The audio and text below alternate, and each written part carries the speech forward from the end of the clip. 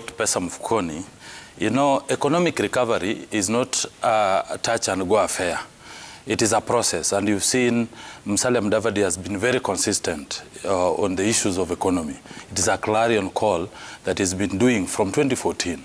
And when we talk about pesa mfukoni, we are talking about economic recovery path that will be able to reduce public debt or public borrowing, and that will also create an opportunity for young people to get jobs. So we are focusing on issues that will enable young people to do business, as compared to the manifesto that is being fronted by our opponents. You know, when opponents talk about handouts of 6,000 shillings, we ask ourselves, are we for handouts or are we for issues or manifestos that will last long and will create an opportunity or a framework that will for generation to come? So when you talk about pesa mfukoni, we are talking about a platform that will enable us, that will increase industrialization, that will help us get jobs, that will make us earn more than what we earn today. Yeah. When you hear that sort of conversation, and you mentioned earlier on that your party leader is promising 70% of positions to the young people, how does that compare with what you hear from his opponents? 6,000 shillings, 100 billion for businesses, things that we've always had. One question that lingers in my mind is, when you talk about 6,000 shillings at social protection to our people, where will the money come from? We've had the OD, who are supposed to be given about, I think, 2,000 shillings a month. We've had them complain that they've not received this money for 4 months, 6 months, and probably when there is a by-election near the area, they are given the money just to prove some points. The question is, as young people in this country, as people who work in this country, where will this money come from? It will come from our taxes. And is the business environment good? Are we able to make more money for us to pay taxes? Of course, paying taxes is being patriotic to your country, and you can only pay taxes if you're making something. So it leaves a lot of question in my mind when you say you'll be giving 6,000 shillings. And don't tell me you're going to curb corruption, because that's the first answer that you get. When somebody tells you, I'm going to curb corruption, this is where I'm going to get this kind of money to give the people who need this money. It is not the corruption, because when I look at all these leaders, they've been in the executive positions in this country. They've been ministers in these countries, they've been assistant ministers in these countries, and all we should be looking at first is the track record. What they achieved when they were ministers in this country before we are promised anything else. When you tell us about bottoms up, what is bottoms up? You have to tell us, how are you going to create an enabling environment for the people of these countries, for SMEs? Remember, during Kibaki's time, we had banks hawking loans on the streets, where they would come to your business and ask you, are you going to take up a loan? But what is happening to internal borrowing right now? We have a lot of internal borrowing, therefore making the money available to be given to our people very low, and interest very high. And as a country, of course, as a bank, if the country comes to you, you lend to the country first, because it's not high risk than an individual. Looking at the boda sector, which has employed a lot of people, what happened is we had zero rating of motorcycles on tax. That is why they were able to buy a lot of motorcycles. And we've seen that this industry, if organized very well, it has created a lot of wealth and can still generate more wealth. Okay. So let's look at it from an angle whereby let's give realistic promises to our people. Okay. Let's stop joking with people's minds. Let's stop joking with people's vulnerability. Let's just look at how are we going to make sure we get to a path of economic recovery. We have the majority, who are the youths, get on board. Let them make money and pay taxes and develop the country. All right, let's see what else you're saying on feedback here. F0 says, Omulo is my friend, and he was once invited me to NC and told me to support Mudavadi for president. It's now clear Mudavadi is not in this to win it. Does that speak much about how youth in political spaces are unaware of decisions made on their behalf? Okay, before we get to Omulo, let's hear about that from you. It's an interesting perspective, Asiko. So are the youth aware of what's going on? Which party are you running with, by the way? I'm running on ODM ticket. Okay. Are you aware of what's going on right now in the party system, like what Osiro is saying? Yes. So if ODM now decides, wakes up one day and says, this is the direction we're going, Are you involved? Yes, I am aware because recently, like on Sunday, between Monday and Tuesday, we had the ODM Youth League meeting in Machakos County at Manzoni Loja, where the youth president for ODM and the other youth directors and everybody who's involved with matters of the youth came straight forward and said that Baba has interest of the youth, and most of the youth who are running for these positions, either MPs, senators, governors, they will be given these tickets during the party primaries. So I am aware of what is happening in ODM, because in politics you always have to be aware. Secondly, you know, all these things of bottom up, everything every politician is talking about, these are just capacity building techniques. The techniques of enabling the common mwananchi be capacity builded. For example, we have top down, we have partnerships, we have sponsorships, and then we have now this one, the bottom up economic model. They are all economic models. But you know, you have to look now, after these economic models, they have been put forth. You really now have to look with your open eyes as a youth, which one is the right one for me. For example, you cannot say like, for this bottom up, I'll be given a wheelbarrow in a year and I will be very comfortable. That is out of order as a youth, because I would rather have the 6,000 times 12, I'll have 72,000 at the year than have a wheelbarrow for 1 year. You see, that puts out, so as a youth, you really... They haven't said that they would give wheelbarrows, though, just for the record. Okay. They said that they'll give maybe 100 billion shillings for SN. No, I am talking about the Kenya Kwanza, the wheelbarrow part. That is what I am talking about. So as the youth, you really need to look at what is being offered for you. For example, Raila Omulo Junior was very categorical about what he's going to do for the youth. Number one, it was about the Youth Commission. Number two, Baba has assured us as the youth that he's going to create industries in the 47 counties, and this will help create jobs for the youth. There's that HELB loan. The laws, they will be reviewed so that it favors all the youth in the country. There's that tax holiday for the youth, like for example, for me who's doing business, that will be very good for me. Okay. You see, so as a youth, you don't just take things because they have been put for you. You have to be very categorical on what you want or what direction you want to take as a youth. Mohamud, you're the only one who's not party affiliated in this conversation of ours. How can the young people, the youth, achieve unity of purpose? How can they decide that this is the right direction for us and this is where we are going? It's related to the question we're asking. How can the youth set the political agenda in Kenya? But how can we as young people achieve unity of purpose, knowing that these are the issues that are facing us and this is the direction we're taking? Why is it that the youth are so divided? Thank you very much. You know, for youths to be actively engaged in governance or even political processes in Kenya, they should be at the forefront. They should be on the table of meaningful engagement, not just engagement. I can be very certain or undoubtedly very sure that my colleague here was not even aware that the deputy president may even attend their NDC. You get my point? So they are just, they were not like involved at the primary level. So they come to realize that it has happened, then they accommodate the same situation. So the only way on how we can at least avoid this division which is being created by politicians, they are dividing us on class, especially the poor and the rich and the middle class, and also on tribal fabrics,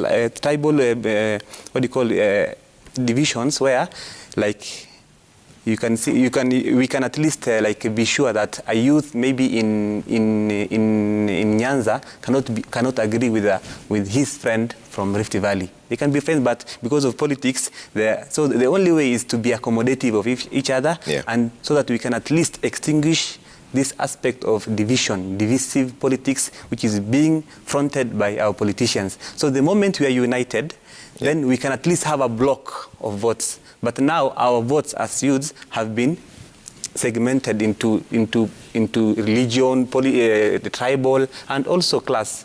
So the only way is for us to have a unity of purpose. That's when they can even respect us. Now, when they want to seek for like votes in different areas, what they do is they give you in some areas they give you a certain promise. When they go to another area, it's another promise. So you know, like they know that there's this kind of division. But the moment we have a block, like solid block, then I can be very sure and without any fear of contradiction that we can even produce a presidential, candidate who can be termed as a horse, not a donkey. Okay.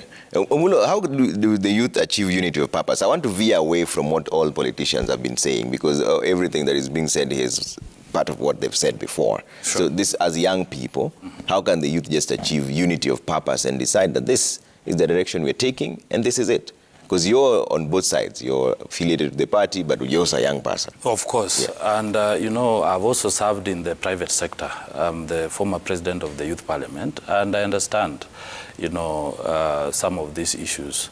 There are a lot of policies that government have initiated, because I don't want to speak for the government, but I believe that there are even institutions that are supposed to, speak on behalf of the youth. For example, the National Youth Council, which we participated, some of us. But if you look at the structure of the National Youth Council, it has not been, properly funded. It is intentional. And that is why when my dear here is talking about creating a youth commission, it will not add any value, because we have all these policies right now. But Trevor, even before I discussed this issue, because I wanted to also to respond to some of these issues that my dear here Senator is saying, wheelbarrow is a signature for a hustler, somebody who is down there, just like Orange in ODM. You've not been talking about Orange. How is Orange helping us? So signature, let us not talk about, we are not giving wheelbarrow, but that is a signature. It is a sign for us, a hustler. Trevor, there's no dignity in poverty. I've come from, a ghetto. I was raised up in Dandora, and I understand the situation down there. People are suffering. Currently, the country is broke. We are talking about a debt of 7.05 trillion.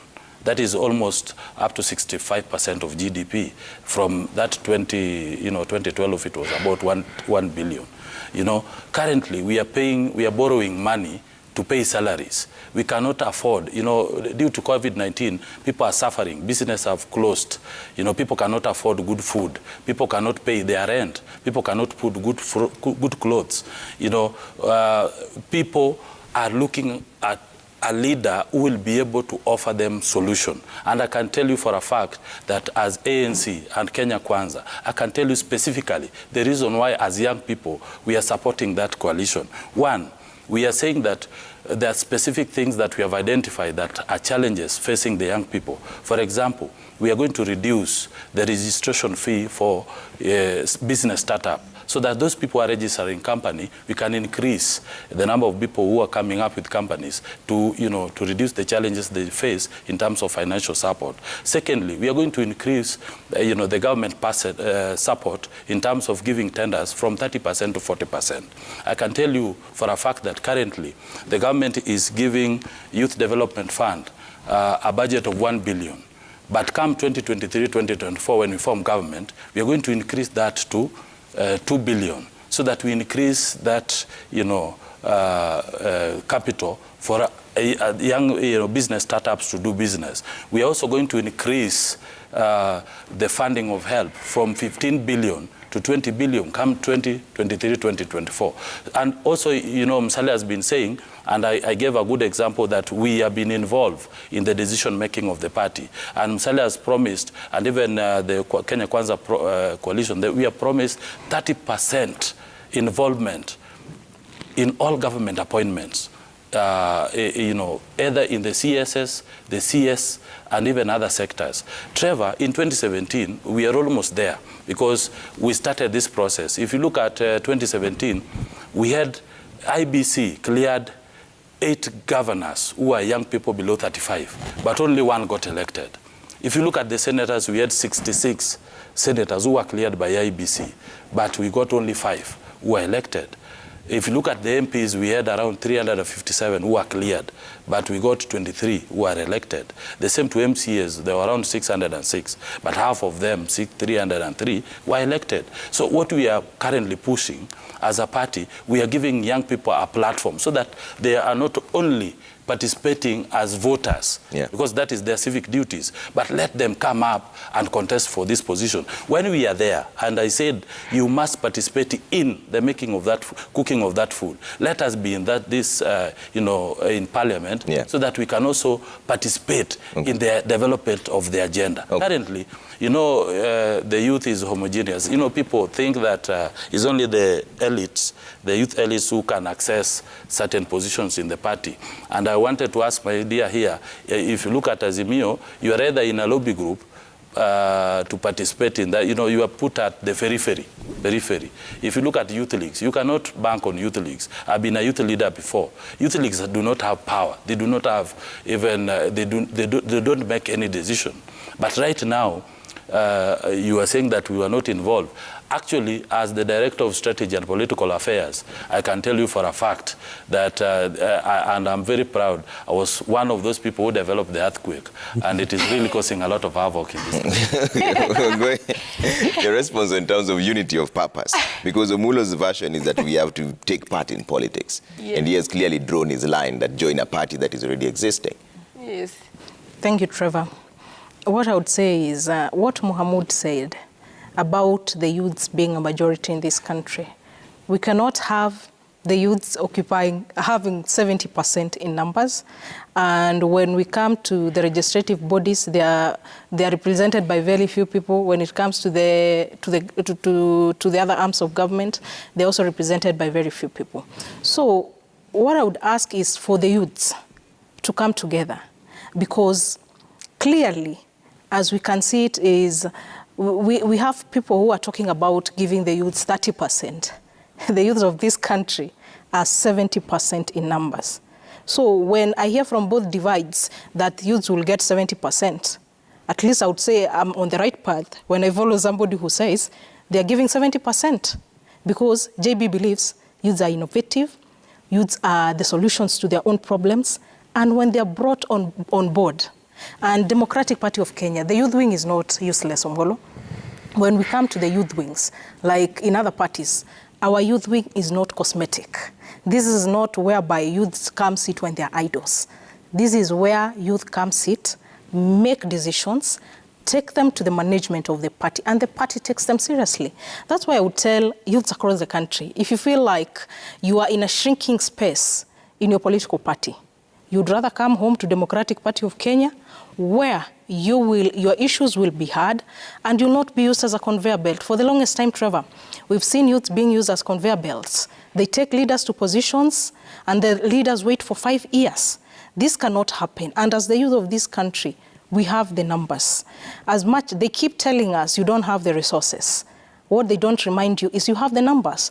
It's time we stop being the disorganized majority that are ruled by the organized minorities. Yeah, but it is galvanizing these numbers. That's where the problem is, Wangui. How do you bring these numbers together? Because they're split for different reasons.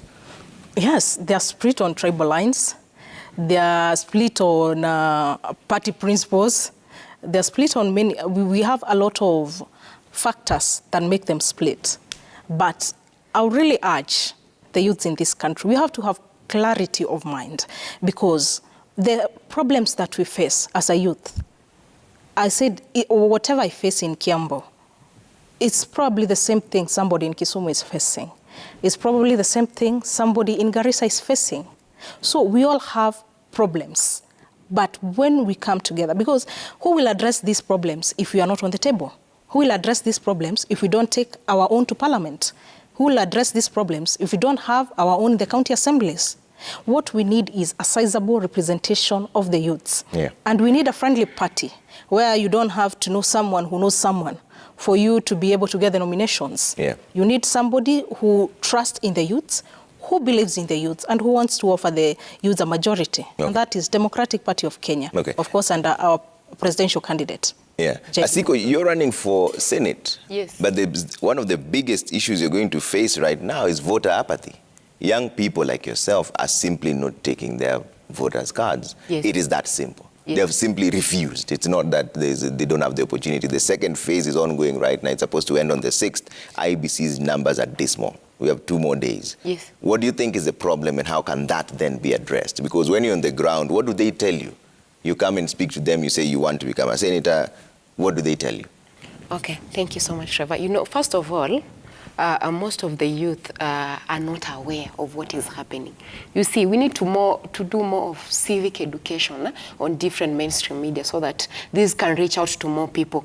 And apart from just doing it on media and any other platform, the IEBC should go to the grassroots so that it can speak to these youth. You know, most of the youth will not vote because, first of all, they are ignorant.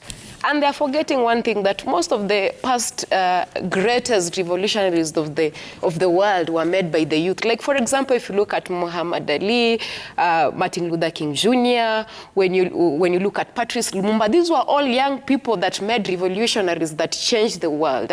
This is what the youth are forgetting. And they are also forgetting that if you don't vote, it means you are not voting because you are not voting because you are ignorant, and also you are making decisions that will affect your future. It will affect whether you will get a job or not. It will affect whether you will get your help for you to go to school. It will affect whether you will have a good environment for you to survive as a youth. So voter apathy among the youth is an issue that is really on the rampant and really needs to be addressed. I think as much as IEBC is going to close the window in just 2 days, I feel like they need to create some more space, and then they need to do at least more voter civic education, registration education, so that we have more youth on board. Okay. Because I'm telling you for free, in fact, because of the hard economic times and everything that is going on in this country, I will not wish to respond to my friend Omulo. He's a friend of mine. I will not wish to respond to him when he's talking about the hustler narrative because of the hard times in the country. I agree, there are hard times in the country. I will not wish to respond to him because there are better ways to help the youth other than giving them whatever you guys are giving to the youth. By giving them 6,000. Kindly relax. Kindly let me finish. Kindly let me finish. Because there are better ways of helping the youth other than whatever you guys are offering. If someone has a PhD, you know, I have so many friends who have masters, others have PhD. Are you going to give wheelbarrows to these people? No, you cannot give them wheelbarrows. So I feel like most of the youth, they are not part of this election. They don't want even to be part of this election process because they feel sidelined because they don't have jobs. They are suffering. In fact, when you ask some, they tell you, hey, Mr. Pigakura, in fact, I will just sit at home. Or in fact, on that day, I will be at the drinking spree. You see such kind of things. So I think IEBC really needs to come out. It really needs to come out strongly and address these kind of issues. Yeah. It really needs to. Okay. And for my friend, you guys are saying I'm pangwingwi. And for us in Azimio, we are telling you tutawapanganga. That is what we will do to you people, but don't worry. That is on a light note.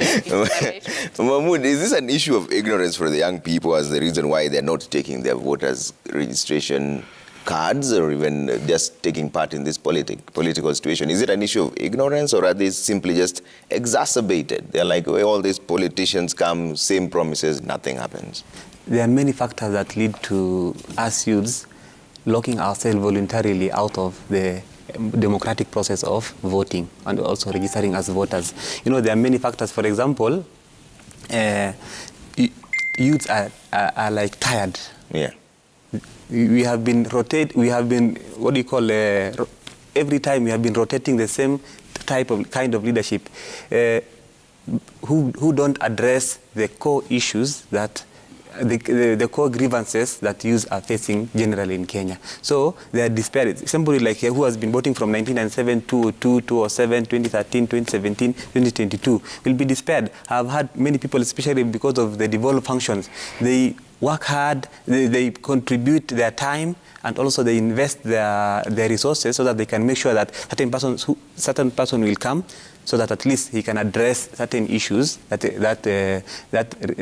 connects with the youth. But it becomes another issue. When the moment we are used as tools to ascend to power, and also we as youth, we are used as tools for electoral violence. So you can see like we are being used temporarily, interimly. So it's not an issue of not having the information. It's not an issue of civic education lacking. It's just... It's not about that. But what I can say is that the moment we continue locking ourselves out of this democratic process, then the situation will worsen. Okay. It will not improve. So we should at least be what you call accommodative, and also be very mature and wise when making decisions. We should not make decisions because of tribal lines and any other factor that arose the hype of the youth. Okay. So we should be at least very reasonable when we make decisions. For example, I should not support just a candidate just because he comes from my tribe or my family. So we should at least be diverse in terms of thinking on our side. Omulo, voter apathy. Yeah. What is the issue here, and how can it be addressed? The issue is the policy gaps, because I see IBC is wasting a lot of money in voter registration, whereas we were expecting IBC to bring a bill in Parliament to allow, because we should not be focusing on every election cycle, we are talking about voter registration. We should have a policy whereby when you are applying for your ID, you're also applying for, voter's card, so that we have a clear number and we move, in that order. That will, help us save a lot of money come every election year. At the same time, most young people have been voting for same people, same year, same election year. Like I was born, I found, Baba and other leaders, they've been vying for all those years. You cannot be doing same thing and expect different results. So they believe that these people, we have been voting. Like, in NASA in 2017, I participated actively. I was the Secretary General of NASA Young Turks. And I remember that we were campaigning and we told young people, time has come that we are taking all our luggages and everything and we are going to Canaan, only to find crocodiles on the way. And, some people took honey and milk wholesomely and, utilize it at the steps of Harambee House. These are some of the things that are really discouraging Kenyans. So I believe that we are currently offering a solution as Kenya Kwanza, because the most important issues that Kenyans are facing is economic challenges. Kenyans need jobs. They need food.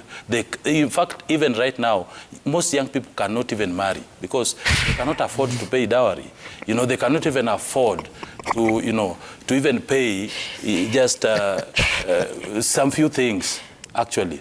Most young people are unmarried because of such kind of economic challenges. These are realities, and let us be very realistic. And I want to tell my dear here, the problem is not 6,000 shillings, and we are not even talking, the problem is not the handout. But did you participate in that process?